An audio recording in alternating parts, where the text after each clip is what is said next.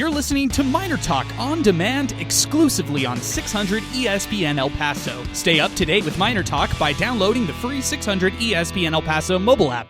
All right, welcome back. MinerTalk is live. We're presented by Jack in the Box, along with Sal Montes, my co-host here on MinerTalk, along with our other two co-hosts here on the program, Alberto Reta, Zay Galindo. We are here and we are live. UTEP, close game, close loss to Louisville. We'll talk all about it. 77-74, that's the finish. We're going to talk all about it. If you want to get in on the program, 915-505-6009. We're also brought to you in part by Wind Supply El Paso and the Oscar Arieta Allstate Agency. We will bring you our hot hand of the game and our player of the game, brought to you by those two great sponsors here later on the program. Also want to give a big shout out to the District West, where we held our watch party here for MinerTalk on the program. We are back, and we are talking about a UTEP loss against Louisville. Close one. Battled all the way through. At points, I felt like the Miners should have won this one. At points, I was just happy to be there. I was happy to be along for the ride and watch UTEP play in a tightly contested battle against a ACC power of a program, albeit they're not the same Louisville as they once were, and, an NCAA caliber program year after year. Although I think this team has a chance to make the NCAA tournament when it's all said and done. They played 7 guys, the Cardinals did, tonight. It was a 7-guard rotation, and they mixed in a couple combo guard forwards. But bottom line, when it came to the length and when it came to what UTEP presented in this matchup right here, I just felt like they gave everything they could in this matchup. They had opportunities to even improve or get better moving forward, and they fell short in the end. But they had a chance to tie this one when it was all said and done. What more could you ask for? Miners went into this one as a 15-point underdog. You heard from head coach Joe Golding post game. It's not, I'm proud of the guys. This was a great game and all that. No, it's no moral victories. They came in wanting to win this game. And you know what, Sal? I think this is going to bode well for them throughout the rest of this year. That mindset, not satisfied by losing on the road to Louisville by 3. No, instead they're hungry for more. And I asked you before this game started, on a scale of UTEP versus Texas circa 2022 or UTEP at Kansas 2022, where is this game going to fall, knowing this is a Power 4 team? And it was the Kansas game, where the Miners, it felt like they could have won that game, shot at the end, and just fell short of this one. Yeah, you really love the intensity that they played with pretty much all game. They weren't able to be up to standard, so to speak, when it comes to forcing turnovers and having things go their way. But even with that adversity, right, them not being able to play what they typically love to play, they still have a chance. And we talk about this all the time, but as long as they play defense, they're going to have a chance in every single game. And it's kind of I'm kind of a hypocrite with what I just said, but the only thing defensively they didn't do really was just force those turnovers. They did a lot of other things well. And one of the stats that I'm more impressed with, or there's 2 of them. One, I do like what they were able to do with Kalu on the board, so that kind of fixes things up. But Kalu only having 2 fouls. How about that in a game where athleticism is big for Louisville? That's their bread and butter. I mean, their guards are their leading rebounders. A guy, Javon Hadley here, with 12 total rebounds, but still, though, a guy in Kalu who was able to be effective by being out there on the floor, and that's what you need. They're looking for a big, Adrian. Are we going to say it? That he is the big? That he's the guy? Maybe this was a nice showing of candidacy, if you want to put it that way. But yeah, man, great play from Kalu today. Yeah, I got to give him his flowers, man. I really do. I mean, he had some strong defensive efforts in this one. 9 rebounds when it was all said and done. 30 minutes of action in this game, and he played. If he just made a couple more of those bunnies down low, I would have said it was a perfect game. All around by him. But Alberto, we were there at the district today for this matchup. You just tell me, who impresses you out of these 3 more? Corey Camper Jr., Devin Barnes, or Ahmad Bynum out of the 3 that we've seen just so far into this season for the Miners? I mean, to me personally, and I know a lot of people are going to feel the same, it's got to be Ahmad Bynum and the way he's shooting from deep. That really excites people, that gets people excited. And so I like the way he's shooting, these heat checks that he keeps putting up and they're putting in. I like that. And 14 How about points the tech, though? The tech? Are you serious? No, yeah, I really didn't like that. And for the coach to go out of his way to ensure it, to make sure it gets called on Ahmad Bynum, who's absolutely hot. Hey, man, focus on stopping him on the court, not on getting him a tech. That's what I didn't like. So, yeah, you got to love him getting hot and getting to chirp. That's lovely. Getting to see him turn around on the bench, that's awesome. This team has some moxie to them, don't they, Zay? They got a lot of swagger. And that's why, they have this potential to be the best, UTEP team under Joe Golding. UTEP hasn't had that in a while. They need guys like Ahmad Bynum getting, obviously it's annoying, it's a technical foul, but you need that. You need some fiery, chip on your shoulder, kind of, it's us against everybody type of mentality. Nobody, none of these fans want to see you, after the game, dapping up, having a fun time with these. No, be mad. Yeah, I mean, and there's no moral victories anymore. The elevation of expectation, or the expectation is elevated to a new level for UTEP men's basketball. And that's a good thing, right? I mean, you want to see this team have those expectations. Like, I'm in group chats right now where fans are a little disappointed. And the disappointment, in my eyes, it's not because, they fell short or they didn't play well. It's because you could see it. It was the win was right there. It was ripe for the taking, Zay. It felt like UTEP should have had that game in the bag, and in another world, maybe another universe, they steal that one on the road. Yeah, and I mean, I'm glad that Joe Golding said that afterwards, right? No moral victories, no, I'm proud of these guys because we competed for 20 minutes, we only lost by 3. No, I can feel like that. As a fan, I'm happy that they did that. But as a coach, I'm glad that you're expecting more out of your team. You're putting kind of good type of hype, good expectations for them to win. They knew they should have won this game. They knew they had the opportunity to win this game, and even though they didn't, as a fan, I'm really happy with the way that they played. But I'm glad that the coach is saying, hey, should have won that game.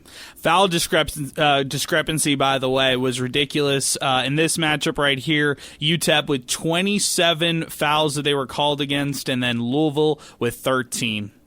I mean, how do you even begin to explain that one right there? Like, that right there, this was a 3-point game, and you're talking about almost double or more than double the foul total on this one, Sal. That's I don't want to be that guy, because we aren't those types of people here on MinerTalk where we're just going to blame the refs. But in this matchup right here, in front of these kind of stakes and with stakes this high, it's real disappointing, Zay, when the refs kind of sway things. Not in the end. The final seconds of this game were played with pretty pure basketball, but throughout that game, just terrible calls. Yeah, I mean, I for one, I'm like you. I don't like to put games on the refs, and I'm not going to put this one on the refs.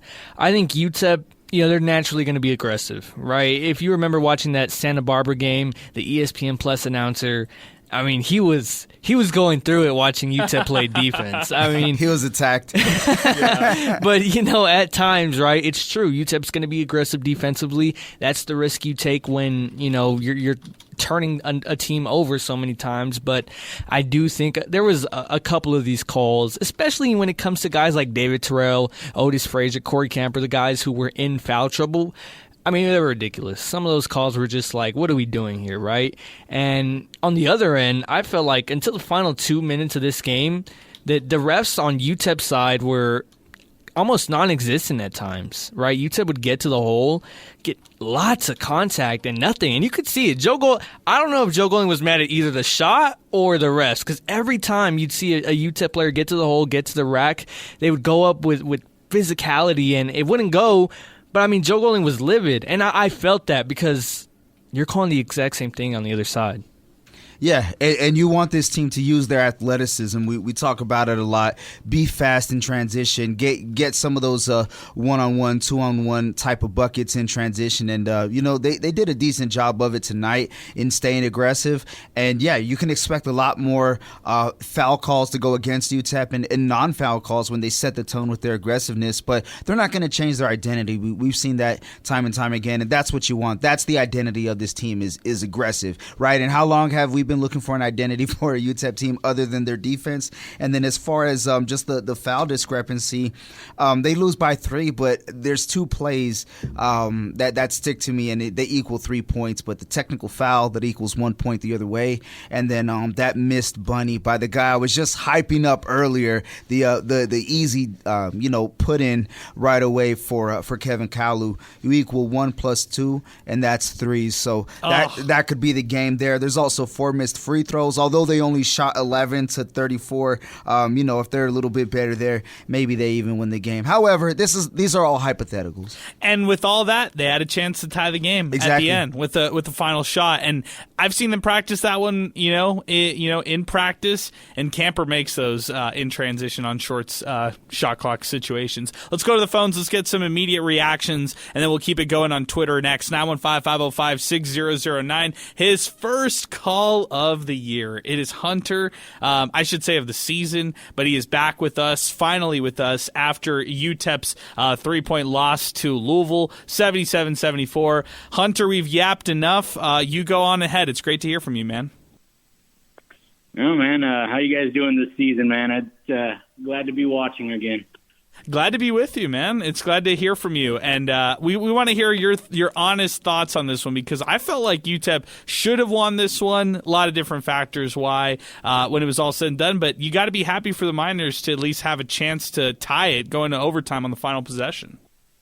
Well, I'll tell you, when I saw the over-under, or not the over-under, this point spread at 15, that was like the biggest lock of the night. There was no way UTEP was going to lose to this team by 15, right? When UTEP's up for a game, unlike Utah Valley and a couple others, they're tough to beat. And I think they like this role. They don't have a problem getting up to opponents. We've seen that in tournaments, right, with Golding teams and all that. With this game, I'd say the important thing is don't get too up or too down, right? I think they showed they're a talented team. They especially in conference, right? When conference comes around, who's going to have a better backcourt with that kind of depth than UTEP? Nobody's going to beat them in conference in the backcourt. There might be better big men, although I think Hamilton and Kalu combined make one really good big man, which is not a problem. The only issues I saw were, man, that rebounding is going to bite them if they don't fix that. I mean, that's kind of what cost them at the critical time. And it's going to continue to bite them if they don't improve on it. I'm not a guy to make excuses. I don't blame others. I like Golding's ownership of it, accountability. We control our own destiny.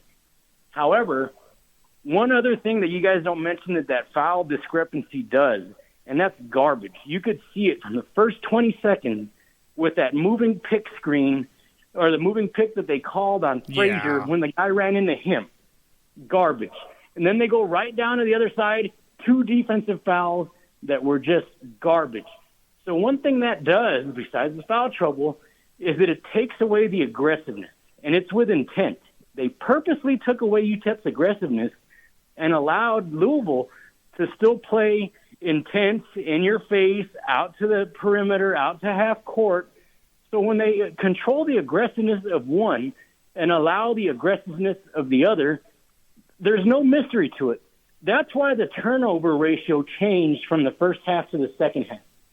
The first half was officiated fairly, and we saw what happened fairly. Turnovers were generated, and UTEP took care of the ball. Now, when you take that away on UTEP's side and you put their point guard on the bench for extended periods of time, and then you don't allow UTEP to play with that kind of intensity, well, no wonder the turnovers went down. I think if that game's officiated the way it was in the first half, UTEP runs away with it, which they should. Louisville is going to finish maybe at 500 because of their injuries. They're going to be near the bottom of their conference. and UTEP should be a top 4 team in Conference USA.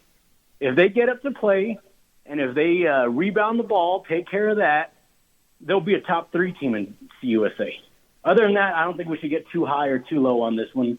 I don't like moral victories, but they wouldn't play tough. You can't ask for more. All right, man. I appreciate it. Hey, thank you so much, Hunter. I appreciate the phone call, man. A lot to react from that phone call right there, guys. First thing that I'm going to react to is what Hunter pointed out in the second half for foul discrepancy, 16-7. And he put it perfectly, right? When you take away the aggressiveness that is that UTEP defense, it's because you hamper the team with fouls. And Devin Barnes, 4 fouls alone in the second half. That's what I'm looking at right now. That's ridiculous. I thought it was really ticky-tack at some points. I know what the hip check fouls that he's talking about that the refs were arguing were hip checks.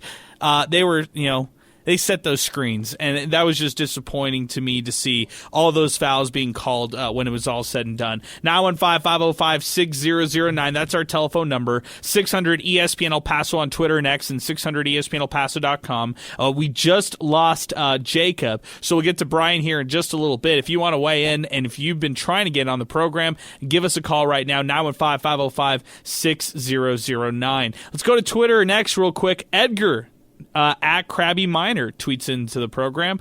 UTEP looked good. They shot the ball pretty well today. Super excited. They will win a lot of Conference USA games if they can play like this each night. This is coming in from El Guapo at 369. I'm actually surprised that UTEP played this well. Missed three-pointer to win or to tie the game, but they played very well. Tristan Pence checks in on the program. The Miners have to work on rebounding and playing well without fouling. The technical foul by Bynum really hurt and was unnecessary. Overall, the Miners are getting better and will benefit from playing an ACC team on the road. Hashtag MinerTalk. At sad UTEP fan. This may piss people off, but I would have loved Terrell Jr. to have transferred and Golding to have picked up big with his NIL money. Let's be real. If we would have had a competent big who would just rebound, we'd be undefeated at this point. Sorry, not sorry. Oh man, Come Zay. Zay, I'm totally off for this one right here because just knowing. Let's just take this one right here. Just knowing that David Terrell's had some of these off games, but we've seen the upside for Terrell this season. It hasn't been like last season. It's been this season. Yeah, I mean, I want to bookmark that tweet and check it in March. I'm going to bookmark that tweet and check it in March. And if I end up having to eat my words, then I will, right? I'm just saying that down the stretch, David Terrell's going to turn up. Sometime in conference play, it's going to happen. Like, we're going to see why, we defend David Terrell so much. And he didn't have a horrible game. Like, why are we acting like he didn't have a horrible game? People who get on David Terrell love to watch the box score. They're box score watchers. Did you watch the game? Do you see what type of difference he makes? First off, defensively. Second off, the offense runs so smoothly when he's at the point. Devon Barnes came to UTEP from Tarleton State. He was one of the best point guards in mid-major basketball, and he got his spot took by David Terrell because he just runs the offense better. He's kind of that alpha that you need offensively and defensively. So sometimes, yeah, he's gonna make some plays. You're gonna be like, huh? Or he's not gonna shoot the ball. You're gonna be like, huh?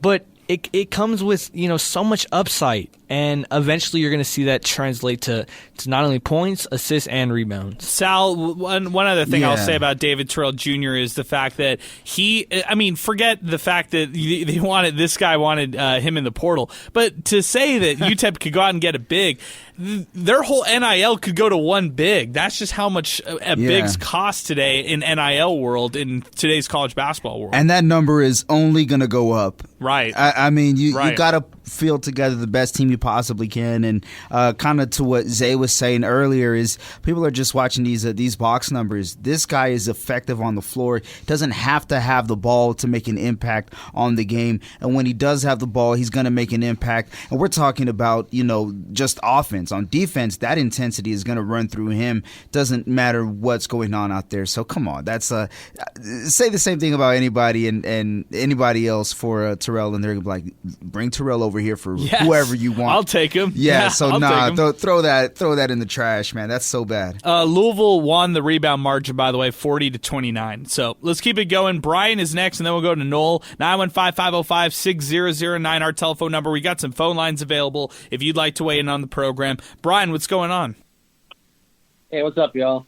It's kind of a sad loss for UTEP because it felt like we had it, but no. Really, in the second half, the fouls that we had was what really messed up our defense because if you saw in the first half, the defense was really good against Louisville. But in the second half, the rest became terrible, and then that led to a bunch of fouls, including that bad technical foul. I don't know how I'd find them. But I'm really proud of this UTEP squad. They look really good this year. And I know I keep repeating it on every call I do, but still, they look really, really good. And I can't wait to see how they'll look in conference play.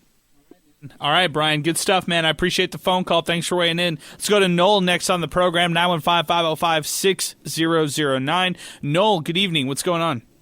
Yes, go Miners. How are you doing? We're doing well. Noel, give us your thoughts after this one.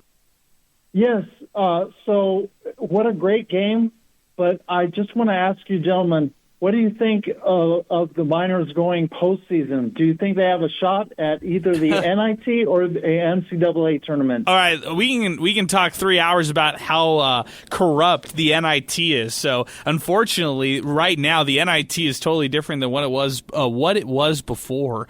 Noel, do they have a chance to be an NCAA tournament team? My answer to you is yes. Yes, with caution, right?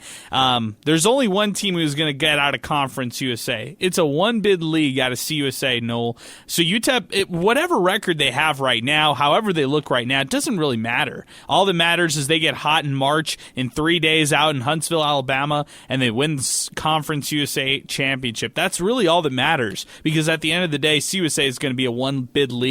Despite CUSA being a little bit better as far as a conference from top to bottom. So my answer to you, Noel, is yes with caution. So take that with a grain of salt. Yes, Wisconsin. Okay, thank you so very much, and go Miners. All right, Noel, appreciate the phone call. Alberto, your thoughts. Do you think they have a chance to make the tournament? Yeah, I think it's about getting hot at the right time, right? Like we saw last year, and about remaining healthy. I think that's a crucial thing to do. So it's too far ahead to be looking ahead to that particular moment. Let's start getting into conference games, and then we'll worry about things like that. Yeah, and I agree with kind of what Hunter was saying. You can't get too high, too low. A little Rodney Terry line there, Sal. Speaking of, by the way, here's our Rodney Terry segment, our Rodney Terry corner.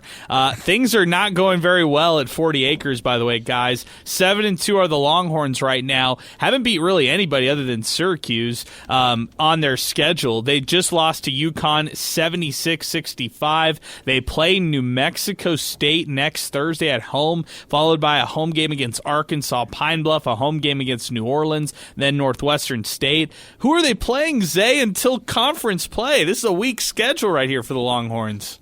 Boring. You don't care. You don't care at all. Rodney Terry, it's going to be the same thing every year for Texas fans, and this is the brutal reality that they're going to have to face. They're going to go on a hot streak, right? Sometime early in the season, right? I think they won like 6 straight games after dropping their first. They lose to UConn, which honestly UConn isn't even that good this year. But they're going to catch fire in Big 12 play. Everybody's going to be like, oh, look at Texas, right? They're going to win a first-round game, maybe even win a second round. Yeah, they're going to win the SEC championship, the tournament. They're tournament champs. Everybody's saying Texas this, Texas that, and we're losing the round of 32. And that's just what's going to happen. I mean, if they end up winning a national championship, like I said earlier, I'll eat my words. Like, this is going to be plastered all over the Texas locker room, but this is a round of 32 team at best. Sarah Konyema's still playing as a Longhorn, Sal. Wow, man. I don't know. I don't think the Longhorns are that bad. I don't think they're that good. Don't get me wrong, but I don't think they're that bad. I think they'll be top 4 SEC as they should, right? Considering the roster and the recruiting that they're able to do in there. But round of 32, I mean, damn, I would love that. I don't know about you guys. I'm just going to say this. I've seen that Texas team. I'm not impressed. I'm really not impressed. So, well, maybe I'm wrong. Maybe I'm wrong when it's all said and done, let's say.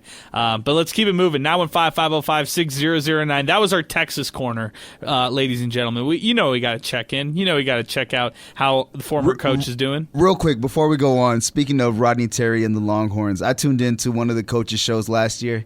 Can you guys believe it's out at Pluckers? Wow. Yeah. Lucky. Nice. That's really plucky. Shout out Eric Henry over there. Leo_Miners fan who was at the game. We were seated next to Matt Kaplowitz and didn't even know. It was a pleasure to see him and Benny. Safe travels to you all once again. It was a great game and the Miners played tough tonight. Mr. Adrian. This is from UTEP Mineto. He said another good comment from Tristan Pence and he threw a meme of him in it. This is King Eric. I'd say I'm 75% in. This loss is a good loss in my opinion. Bynum may have been a huge transfer portal steal. This is going to be an exciting season.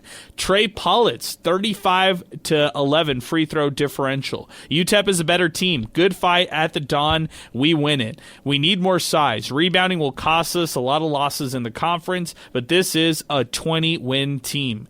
UTEP, ball. Disappointing outcome, but lots of hope for this season. To set themselves up for a serious postseason run, the Miners need to win 5 of 6 in this next home stretch. All right, let's do it. Let's open it up and let's talk about the next 5 of 6 because that's a good point. Miners play a lot of these upcoming games at home. In fact, next 7 straight will be at home at the Don Haskins Center. Tarleton State, I've got that as a win. Everybody else good with that, okay? Yes. We're all good with that win across the board. Jackson State, I got that as a big win. Everybody good with that? First game of the West Star Don Haskins Sun Bowl Invitational. They're terrible, by the way, Jackson State. Then I'm picking them to play Akron. Akron to beat Yale in that first game of the West Star Don Haskins Sun Bowl Invitational. Although the Bulldogs, by the way, 5-5, they're still ranked in the top 100 at KenPom.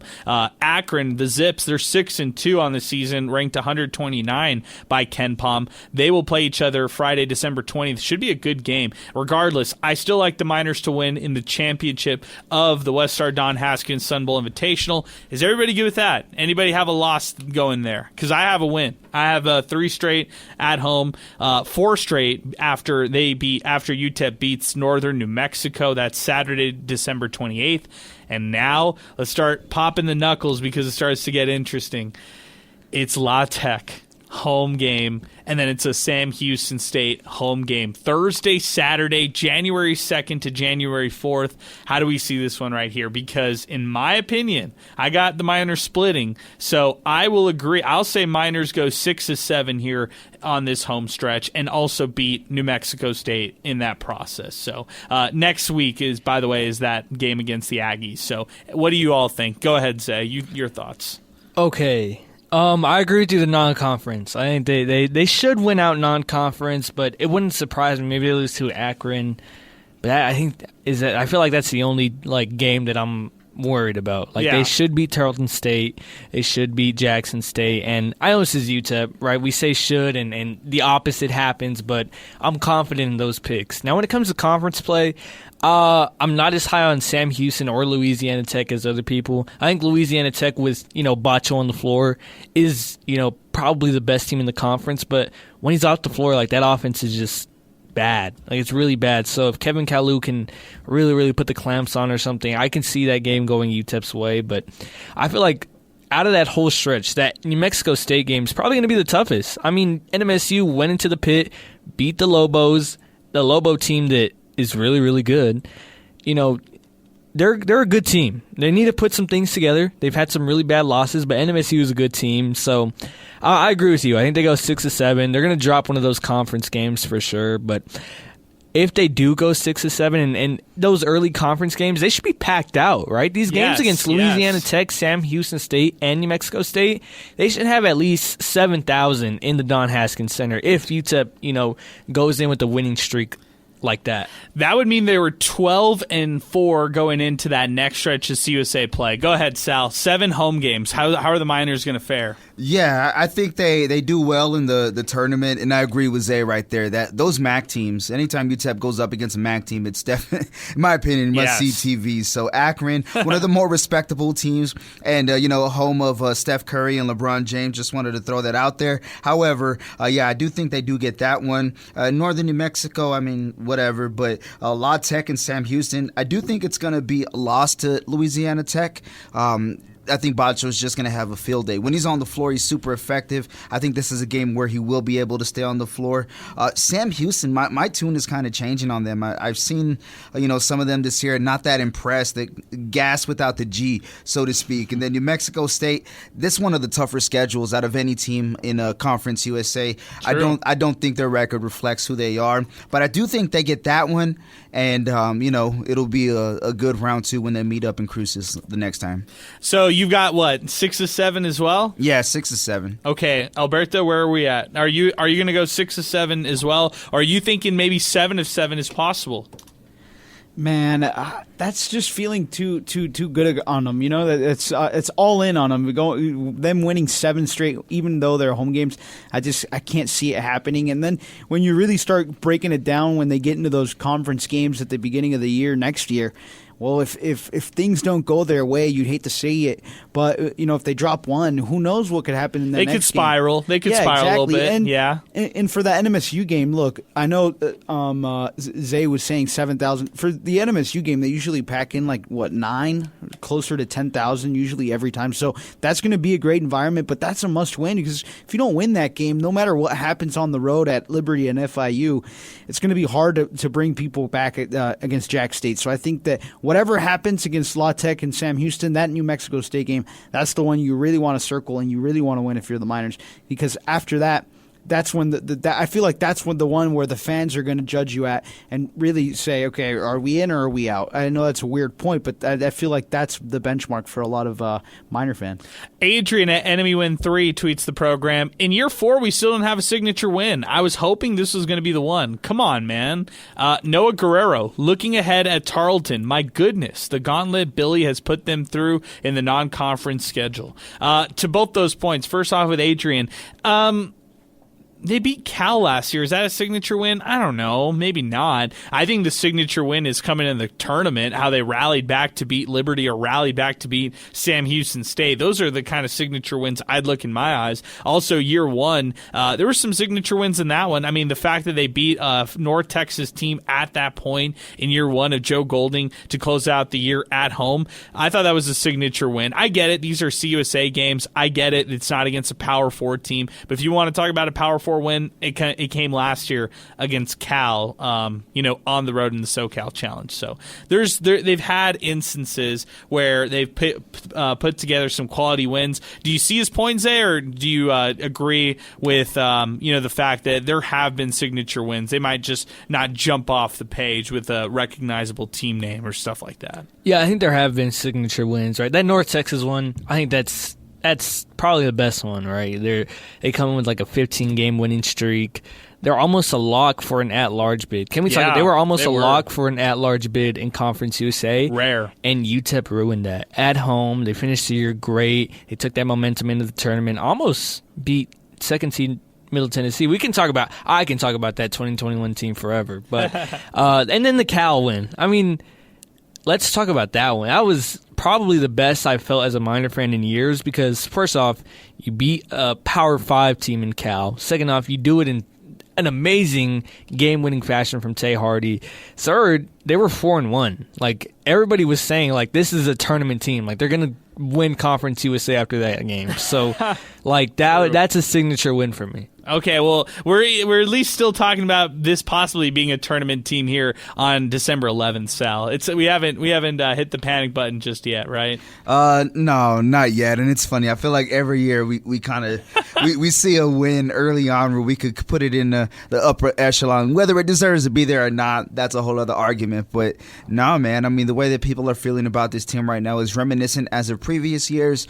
But I mean, it's you rotate guys. It's basically a shuffling board. Put out a new one. So I do think that this year's team does have the talent to contend for, at the very least, a top 4 spot in Conference USA, which is all you really need. And, shuffle them up. Whoever is the hottest out of those 4 is probably going to make that run to the tournament. 915-505-6009. That's our telephone number here on the program. We'll get to our awards here in just a little bit. But before we do that, just a couple things that we can run down. And if you guys have some things that you want to chime in on based on some of these stats, go right on ahead. I just want to mention this right here.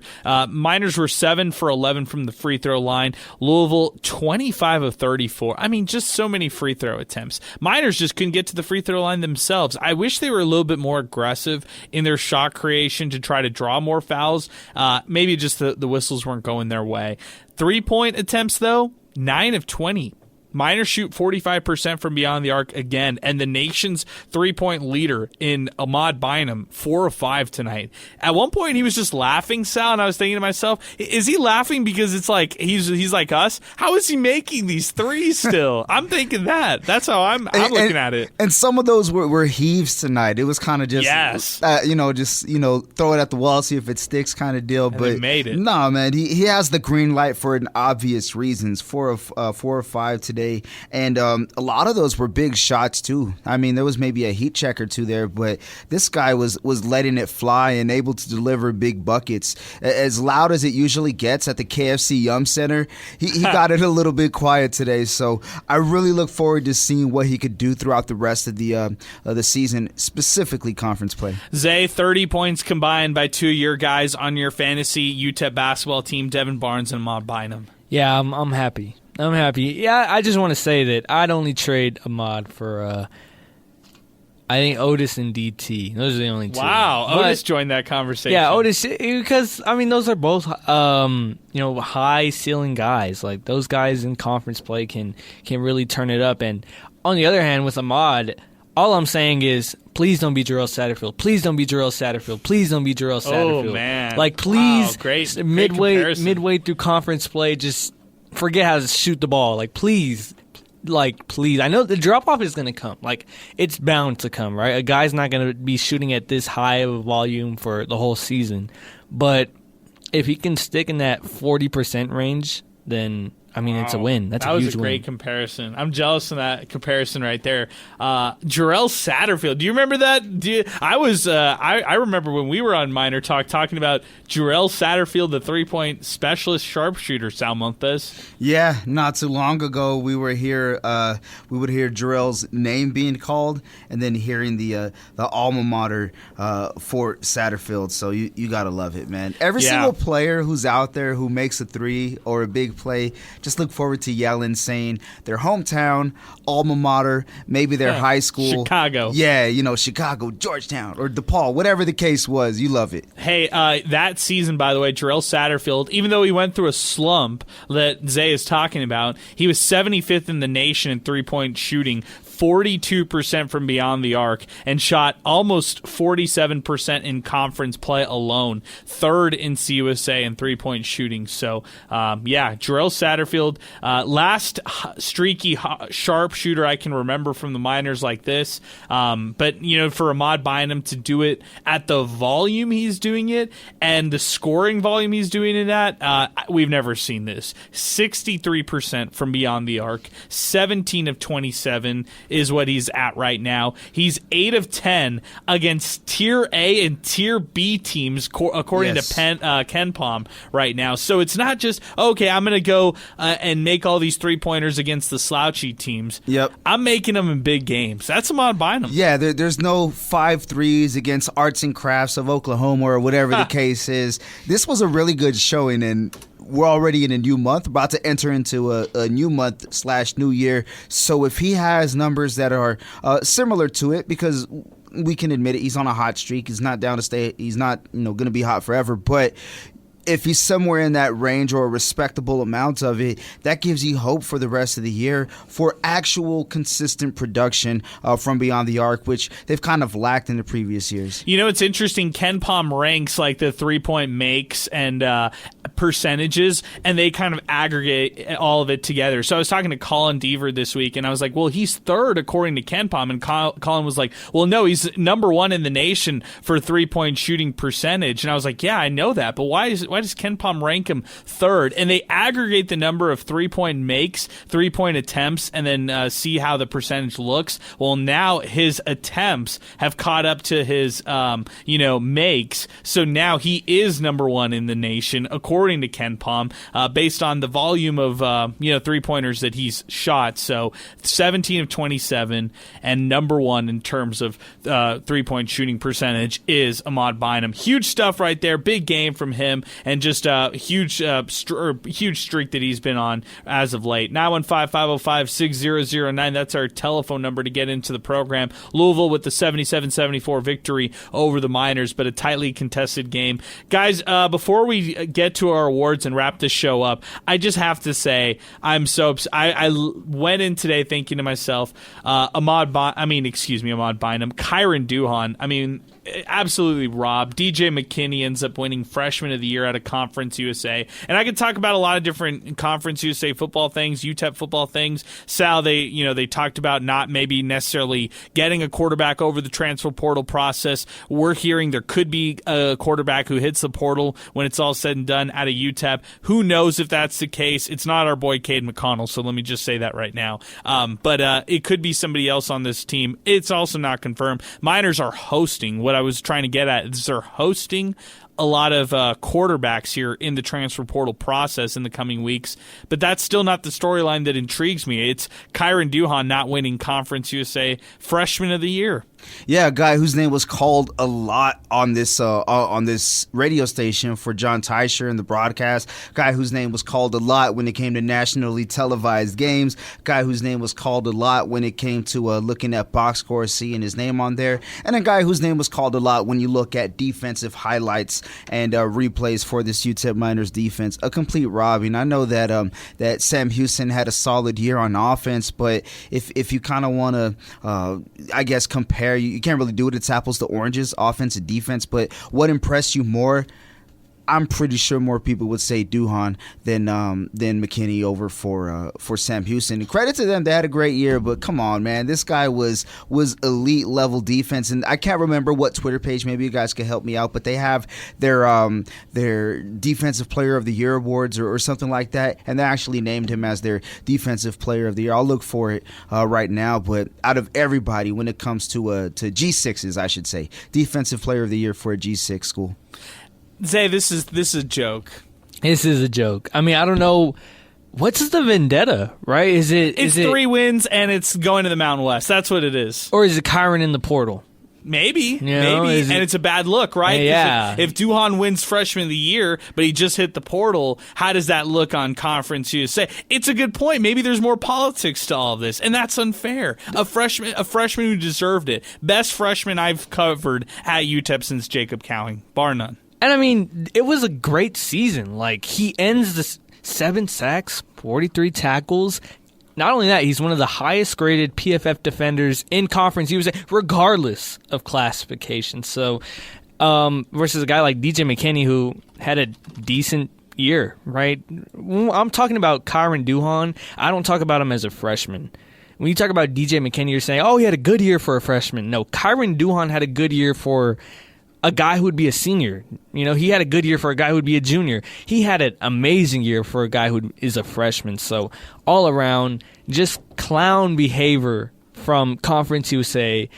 Absolutely robbed Kyron Duhan of an award. And we've had off-air discussions about him hitting the portal. He's gotten offers from the likes of Boise State, Washington State, Oregon State. When it's all said and done, I don't know what ends up happening. Alberto, were you surprised to see Tyron Smith back in the portal? He's searching for a 7th year right now here in the portal when it's all said and done. And as far as other minor players, there's really not other ones to really talk about other than Amir Boyd Matthews, Ezel Jolly, the running back. AJ Odom's hitting the portal, but attrition happens throughout different programs. I think those are definitely the cases, but interesting that Tyron Smith is back in the portal after not having played full season in 2 years, and then interesting to note that no other significant or relevant names have really hit the portal from the Miners thus far here in football.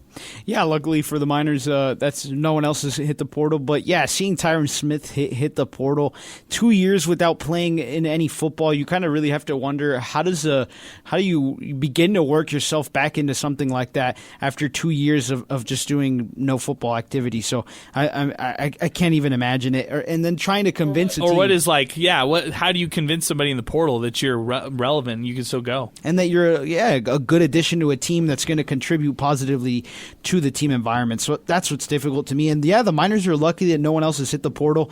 I know that the Kyron Duhan thing is going to sting for a while, especially if he goes on, and he will go on to have success elsewhere. So I don't know. It's going to be interesting to see how Scotty Walden is going to really attack these off seasons with this changing landscape. And are you going to try to bring guys back once they've hit the portal, or are you just going to let them walk? That's what I'm really interested in. Zay, any final thoughts on UTEP football here in this portal process right now? Yeah, not really. I mean, I'm excited to see who they bring in for visits. I'm glad that they're going after some quarterbacks. I think you need competition, and I don't know who or even if they end up actually bringing aboard a quarterback, and maybe they strike out on a few. I love how people, and this is no dig to Chad Warner, but people, I mean, they love Chad Warner. These fans love Chad Warner, as they should. Blindly. An amazing year at Cibolo Steel, but, I mean, he was UTEP's third choice. UTEP was his only offer. UTEP struck out on Cameron Dyer. They struck out on, I forgot his name. He's a Texas A&M commit now, so you can see that UTEP's aiming high. But, I mean, I just don't know. I don't know what to expect from this staff when it comes to recruiting quarterbacks. And one more thing, not UTEP related, but Tyron Smith,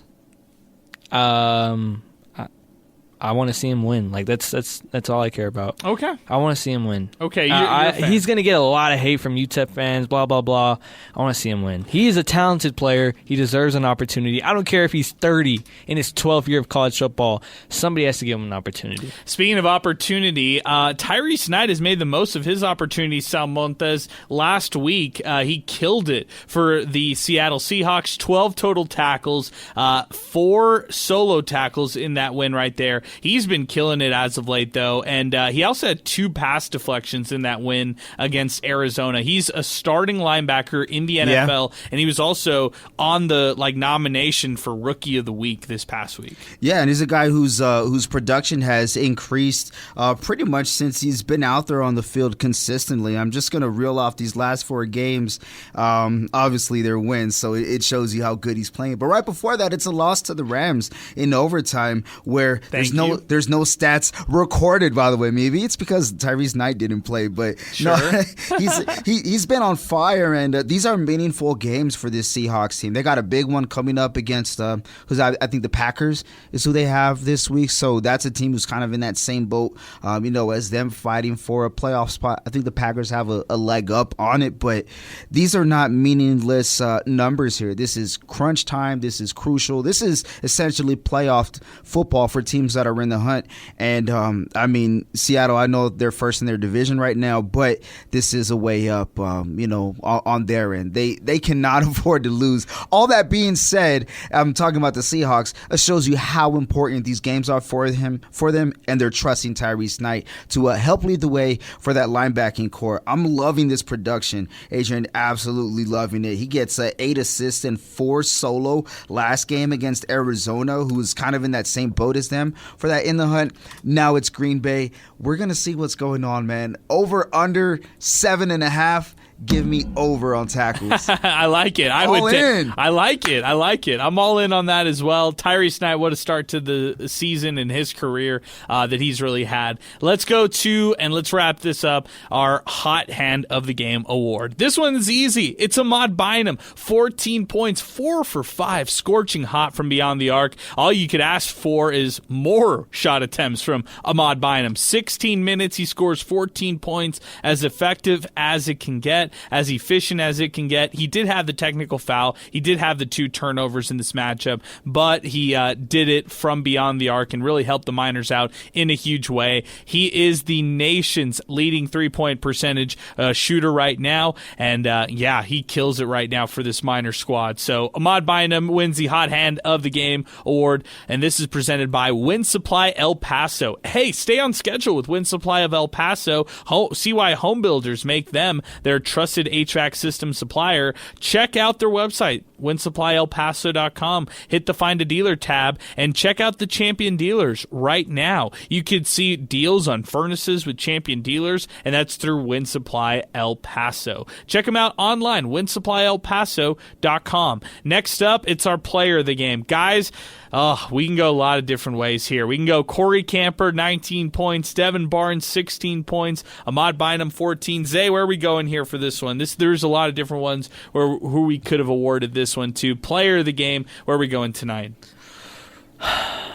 Man, that's tough, right? That's tough. I want to say Ahmad, right? Because he was just, when UTEP needed a bucket, whenever it felt like Louisville was pulling away, he'll shoot. His jumper looks insane, on camera. It looks insane, and it's just cash, and it's the most satisfying thing to see Ahmad Bynum hit a jump shot, and I think I got to go with him. I know. Let's do it. He's a bucket. He's a basketball guy.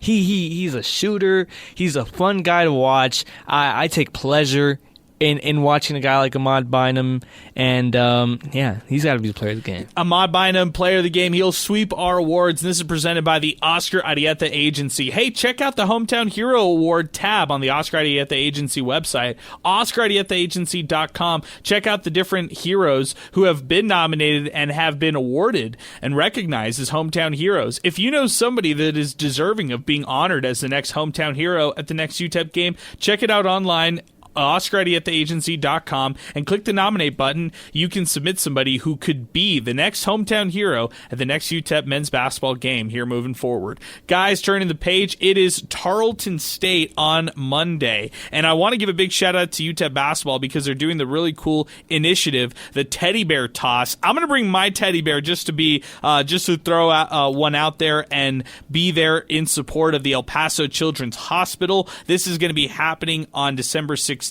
If you bring your teddy bear, you can get 50% off your tickets. I really want to plug that there for the UTEP basketball program. I think it's a great initiative. Purchase has to be in person at the UTEP ticket office to receive the discount, but all you have to do is bring your teddy bear, get 50% off your tickets. It is the teddy bear toss they're going to be doing Monday, December 16th. My mom's birthday, by the way, and that'll be donated to the El Paso Children's Hospital. That's coming up next week. So wanted to plug that one there for UTEP basketball. Also want to give a big shout out to Josh from Custom Cleaners and Laundry. He actually gave us some tickets away last time to give to some people. Big shout out to Custom Cleaners and Laundry for all they do. $20 for comforters, $29.99 for Letterman jackets that they're doing for their December walk-in special on the east side. That is courtesy of their ticket giveaway. They gave us away some tickets on the last show and wanted to give Josh a big plug. Shout out to him. He always comes out to the district, says hi to us when we're at the games as well. So big shout out to Josh and his company as well. Guys, that's going to do it for us here tonight. For Sal Montes, for Alberto Reta, for Zay Galindo, I'm Adrian Broadus. We're signing off tonight and saying so long. Thanks for listening to Miner Talk here on 600 ESPN El Paso.